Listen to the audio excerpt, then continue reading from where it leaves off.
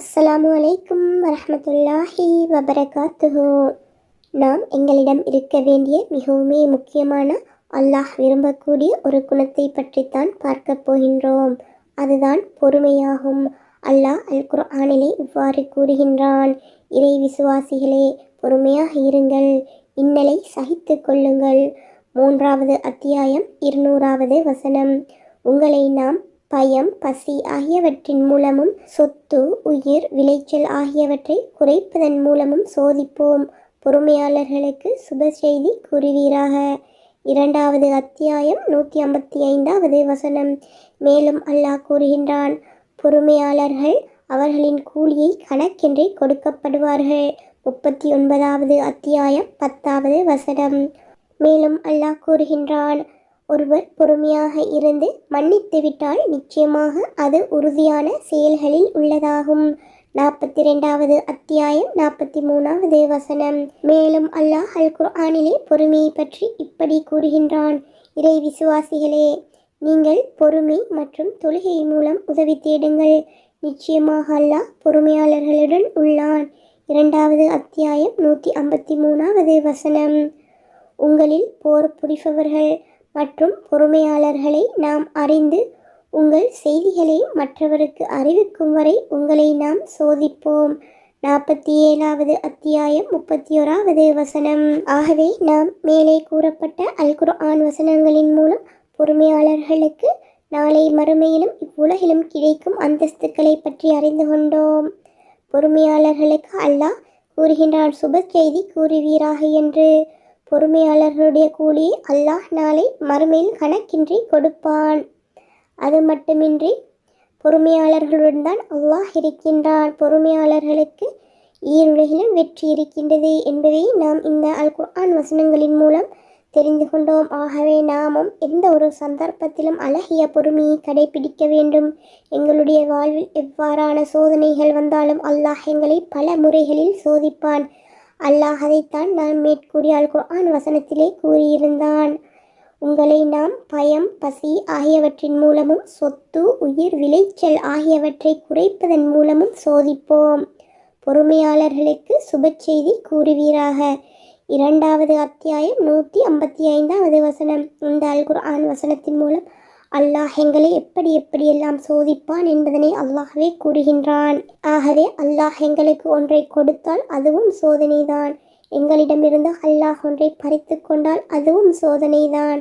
எனவே நாங்கள் இவ்வாறான சந்தர்ப்பங்களில் அழகிய பொறுமையை கையாள வேண்டும்.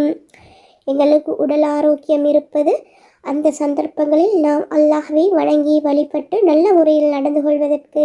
அல்லாஹ் எங்களுடைய உடலினுடைய ஆரோக்கியத்தை எடுத்தும் சோதிப்பான், நோய்களை தந்து சோதிப்பான். அந்த சந்தர்ப்பத்தில் நாம் எவ்வாறு நடந்து கொள்கின்றோம் என்பதனை அல்லாஹ் பார்ப்பதற்காக. அதே போன்று அல்லாஹ் எங்களுக்கு செல்வத்தை கொடுத்து சோதிப்பான். எங்களிடம் செல்வம் இருக்கும் பொழுது நாம் எவ்வாறு நடந்து கொள்கின்றோம், அந்த செல்வத்தை நாம் எவ்வாறு பயன்படுத்துகின்றோம் என்பதனை பார்ப்பதற்காக செல்வத்தை எடுத்தும் அல்லாஹ் சோதிப்பான். அந்த சந்தர்ப்பங்களில் நாம் எவ்வாறு நடந்து கொள்கின்றோம், அல்லாஹ்வை மறந்து வாழ்கின்றோமா, ஹராமான பொருளாதார நடவடிக்கைகளை ஈட்ட முற்படுகின்றோமா, இது போன்று பல விடயங்களை அல்லாஹ் எங்களுக்கு ஒரு விடயத்தை கொடுத்து எடுத்து சோதிப்பான்.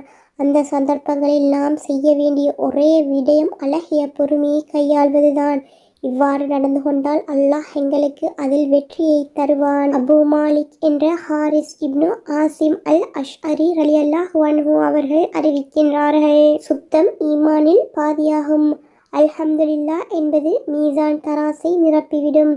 சுபஹானல்லாஹ், அல்ஹம்துலில்லாஹ் என்பது வானங்கள் பூமிக்கிடையே உள்ளவற்றை நிரப்பிவிடும். தொழுகை ஒளியாகும், தர்மம் ஆதாரமாகும், பொறுமை ஒளியாகும். குர்ஆன் உனக்கு சாதகமான அல்லது உனக்கு பாதகமான ஆதாரமாகும். ஒவ்வொரு மனிதரும் முயற்சிக்கின்றனர், தன்னை ஈடுபடுத்தி கொண்டனர். அதில் சிலர் அழிவிலிருந்து விடுவித்துக் கொள்கின்றனர், சிலர் அதில் அழிந்து விடுகின்றனர் என்று நபிகள் நாயகம் ஸல்லல்லாஹு அலைஹி வஸல்லம் அவர்கள் கூறியுள்ளார்கள். இந்த ஹதீஸ் முஸ்லிமில் 223வது ஹதீஸாக பதிவு செய்யப்பட்டுள்ளது. அபு சயீத் என்ற சஅத் இப்னு மாலிக் அல் குத்ரி ரலியல்லாஹு அன்ஹு அவர்கள் அறிவிக்கின்றார்கள்: மதீனா வாசிகளில் சிலர் நபிகள் நாயகம் ஸல்லல்லாஹு அலைஹி வஸல்லம் அவர்களிடம் உதவி கேட்டார்கள். அவர்களுக்கு நபிகள் நாயகம் ஸல்லல்லாஹு அலைஹி வஸல்லம் அவர்கள் கொடுத்தார்கள். மீண்டும் கேட்டார்கள், அவருக்கு மீண்டும் கொடுத்தார்கள். அவர்களிடம் இருந்தவை காலியாகின. தன் கையில் இருந்த அனைத்தையும் செலவு செய்த நபிகள் நாயகம் ஸல்லல்லாஹு அலைஹி வஸல்லம் அவர்கள் அவர்களிடம், என்னிடமுள்ள நல்லவை எதையும் உங்களை விட்டும் நான் மறைக்க மாட்டேன். ஒருவன் பேணுதலாக நடந்தால் அல்லாஹ் அவரை பேணுதலாக்கி வைப்பான். ஒருவர் தேவையற்றவராக இருக்க விரும்பினால் அவரை பிறரிடம் தேவையற்றவராக ஆக்கி வைப்பான். ஒருவர் பொறுமையை மேற்கொண்டால் அவரை பொறுமையாளராக அல்லாஹ் ஆக்கி வைப்பான். பொறுமையை விடவும் சிறந்ததை அல்லது விசாலமானதை எவருக்கும் நன்கொடையாக கொடுக்கப்படுவதில்லை என்று கூறினார்கள். புகாரி 1469, முஸ்லிம் 1053. ஆகவே நாம் எங்களுடைய வாழ்வில் எல்லா கட்டங்களிலும் இந்த பொறுமையை கையாள வேண்டும். பொறுமையில்தான் எங்களுக்கு அபூ யஹ்யா மறுமை இரண்டிலுமே அவர்கள் அறிவிக்கின்றார்கள். ஒரு முஹ்மினின் காரியம் ஆச்சரியமானது.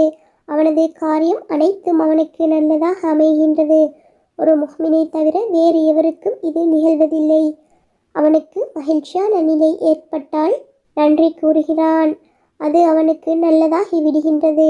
அவனுக்கு தீயவை ஏற்பட்டு விட்டால் பொறுமையாக இருக்கின்றான், அது அவனுக்கு நல்லதாகி விடுகின்றது என்று நபிகள் நாயகம் ஸல்லல்லாஹு அலைஹி வஸல்லம் அவர்கள் கூறினார்கள். முஸ்லிம் 2999. அனஸ் ரலியல்லாஹு அன்ஹு அவர்கள் அறிவிக்கின்றார்கள், நபிகள் நாயகம் ஸல்லல்லாஹு அலைஹி வஸல்லம் அவர்களுக்கு நோய் ஏற்பட்ட போது மரண வேதனை அவர்களுக்கு ஏற்பட்டது. அப்போது ஃபாத்திமா ரலியல்லாஹு அன்ஹா அவர்கள், என் தந்தைக்கு ஏற்பட்ட கஷ்டமே என்று கூறினார்கள். அப்போது நபிகள் நாயகம் ஸல்லல்லாஹு அலைஹி வஸல்லம் அவர்கள், இன்றைக்கு பின் உன் தந்தைக்கு கஷ்டம் என்பதில்லை என்றார்கள். அவர்கள் இறந்தபோது, தந்தையே, தன்னை அழைத்த இறைவனுக்கு பதிலளித்து விட்டீர்கள். தந்தையே, தங்களின் ஒதுங்குமிடம் ஜன்னத்துல் ஃபிர்தௌஸ் என்னும் சொர்க்கம் தான். தந்தையே, ஜிப்ரீல் அலைஹிஸ்ஸலாம் அவர்களிடம் இதை எப்படி தெரிவிப்போம் என்று ஃபாத்திமா ரலியல்லாஹு அன்ஹா கூறினார்கள். அடக்கம் செய்துவிட்டு வந்தபோது நபிகள் நாயகம் ஸல்லல்லாஹு அலைஹி வஸல்லம் அவர்கள் மீது மண்ணை போட உங்களை உங்கள் மனம் தூண்டிவிட்டதா என்று கேட்டார்கள். புகாரி 4462. நபிகள் நாயகம் ஸல்லல்லாஹு அலைஹி வஸல்லம் அவர்களின் அடிமையும் அவர்களுக்கு பிரியமானவரும் அவர்களுக்கு பிரியமானவரின் மகனுமான அபூ சயீத் என்ற உசாமா இப்னு ஸைத் ரலியல்லாஹு அன்ஹு அவர்கள் அறிவிக்கின்றார்கள், நபிகள் நாயகம் ஸல்லல்லாஹு அலைஹி வஸல்லம் அவர்களின் மகளார் ஸைனப் ரலியல்லாஹு அன்ஹா, என் மகன் உயிர் ஊசலாடுகின்றது, எங்களிடம் நீங்கள் வர வேண்டும் என நபிகள் நாயகம் ஸல்லல்லாஹு அலைஹி வஸல்லம் அவர்களிடம் ஆள் அனுப்பினார்கள். சலாம் கூறியவராக அவர் வந்தார். அவரிடம், நிச்சயமாக அல்லாஹுக்கு அவன் எடுத்துக்கொண்டது உண்டு, மேலும் அவனுக்கே அவன் கொடுத்ததும் உண்டு. அவனிடத்தில் ஒவ்வொரு பொருளும் குறிப்பிட்ட தவணையில்தான் உண்டு. எனவே என் மகள் பொறுமையாக இருக்கட்டும், நல்லதை எதிர்பார்த்திருக்கட்டும் என்று கூறி அனுப்பினார்கள். தன்னிடம் கண்டிப்பாக அவர்கள் வர வேண்டும் என சத்தியமிட்டு கூறி மகளார் மீண்டும் அவரை அனுப்பினார்கள். உடனே நபிகள் நாயகம் ஸல்லல்லாஹு அலைஹி வஸல்லம் அவர்கள் எழுந்தார்கள். அவர்களுடன் சஅத் இப்னு உபாதா, முஆத் இப்னு ஜபல், உபைப் இப்னு கஅப், ஸைத் இப்னு சாபித் ஆகியோரும் மற்றும் சில நபித்தோழர்களும் சென்றனர். அப்போது நபிகள் நாயகம் ஸல்லல்லாஹு அலைஹி வஸல்லம் அவர்களிடம் சிறுவர் பேரன் தரப்பட்டார். அவரை தன் மடியில் நபிகள் நாயகம் ஸல்லல்லாஹு அலைஹி வஸல்லம் அவர்கள் வைத்தார்கள். அப்போது அவர்களின் கண்கள் கண்ணீரை சொரிந்தன. உடனே சஅத் ரலியல்லாஹு அன்ஹு அவர்கள், இறை தூதர் அவர்களே, என்ன நீங்களுமா அழுகின்றீர்கள் என்று கேட்டார்.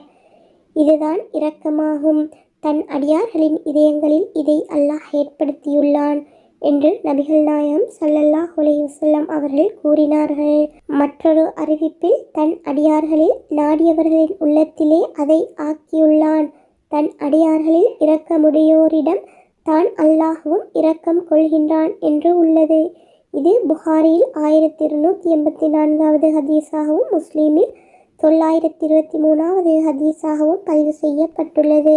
எனவே மேலே குறிப்பிட்டுள்ள அனைத்து ஹதீஸ்களின் மூலமும் நாம் எல்லா சந்தர்ப்பங்களிலும் பொறுமையாக இருக்க வேண்டும் என்பதனை புரிந்து கொள்ளக்கூடியதாக இருக்கின்றது. நபிகள் நாயகம் ஸல்லல்லாஹு அலைஹி வஸல்லம் அவர்கள் தன்னுடைய மகள் தன்னுடைய மகனை, அதாவது நபிகள் நாயகம் ஸல்லல்லாஹு அலைஹி வஸல்லம் அவர்களுடைய பேர குழந்தையை இழந்த நேரமே நபிகள் நாயகம் ஸல்லல்லாஹு அலைஹி வஸல்லம் அவர்களுக்கு பொறுமையாக இருக்கும்படிதான் கூறியிருக்கின்றார்கள். பொறுமையாக இருந்து நல்லதை எதிர்பார்க்கட்டும் என்று கூறியிருக்கின்றார்கள். எனவே நாம் பொறுமையாக இருந்தால் அது எங்களுக்கு நலவுகளைத்தான் கொண்டு வந்து சேர்க்கும். நபிகள் நாயகம் ஸல்லல்லாஹு அலைஹி வஸல்லம் அவர்களும் தன்னுடைய வாழ்வில் எல்லா சந்தர்ப்பங்களிலும் பொறுமையை கடைபிடித்து எங்களுக்கு அழகிய முறையில் வழிகாட்டியிருக்கின்றார்கள். ஆகவே நாமும் எங்களுடைய வாழ்வில் சகல கட்டங்களிலும் சகல சந்தர்ப்பங்களிலும் பொறுமையை கடைபிடிக்க வேண்டும். இந்த பொறுமையை கையாள்வதன் மூலம்தான் நாம் இன்மை மறுமை இரண்டிலும் வெற்றியாளர்களாக ஆக முடியும் என்பதனை நபிகள் நாயகம் ஸல்லல்லாஹு அலைஹி வஸல்லம் அவர்கள் எங்களுக்கு கூறியிருக்கின்றார்கள். ஆகவே அல்லாஹ் எங்களுக்கு அருள் புரியட்டும். நாமும் எங்களுடைய வாழ்வில் அழகிய பொறுமையை கடைபிடிப்போம். அஸ்ஸலாமு அலைக்கும் வரஹ்மத்துல்லாஹி வபரகாத்துஹு.